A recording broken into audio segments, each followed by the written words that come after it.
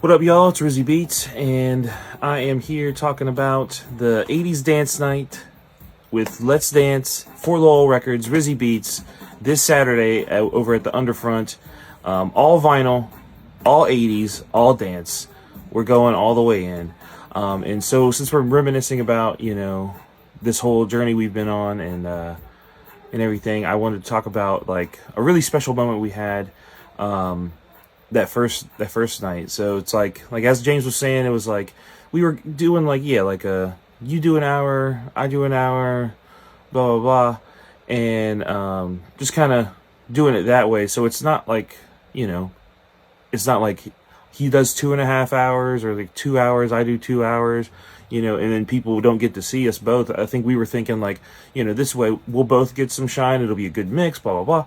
So I do my set, and then he does his, and while he's doing his set, I'm just getting ready for my next little chunk of time. So I'm cleaning records, I'm previewing stuff and whatnot, and then I do believe it was he played something, and I was like, ooh, it'll be dope after this, and I was like, yo, you mind if I hit this joint or whatever, some stuff like that. It wasn't even a trying to encroach or anything like that. It's just thinking about the best song for the moment. I think and we both were doing that. It's thinking about the moment, no ego attached. It's not like, oh, I had to play it, or James was like, I have to play this song, da da da. It's whatever the best song for the moment is what we were trying to do. And I think that's what each of us do as curators, DJs, whatever. It's all about the night and the moment, as opposed to any ego attached to it, I gotta play it or blah blah blah blah blah. But so during the night, it's we ended up falling into this kind of back and forth. I play a couple, he play a couple, and I was like, yo, it's time to rickroll these people. It's gonna be funny. But it's also, that's quintessential 80s too, the Rick Astley Never Gonna Give You Up joint. That's such a banger.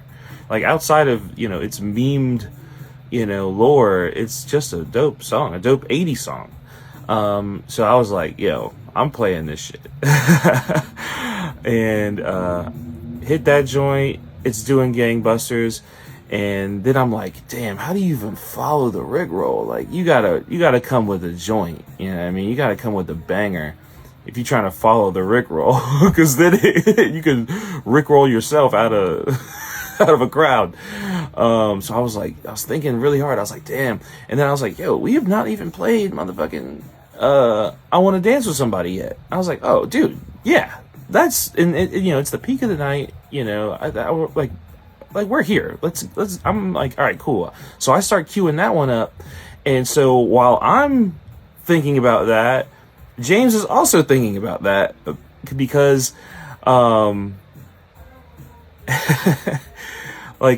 have it, we both have two turntables, two decks, and I think mine was I had the Rick Astley on the right side, and then I just put on seconds ago, had just put on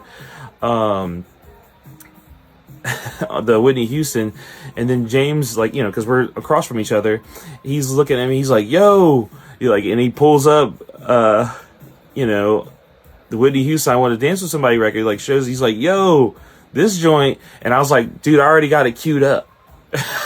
So it's just testament to how locked in we were, and I think it was just that was the first time it was literally the same song, but there was other moments throughout the night, from then on, where it was James would be yo, what about this joint? And it's yep, that's it. Or vice versa, I'd be like, yo, what about this joint after that? And he's like, yep, that's the one, yep.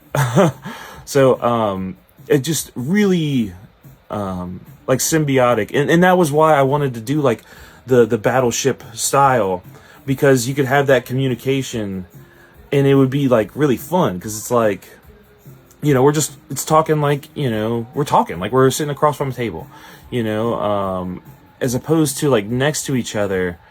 I don't know, I don't think you get that same that same energy. Not for me anyway.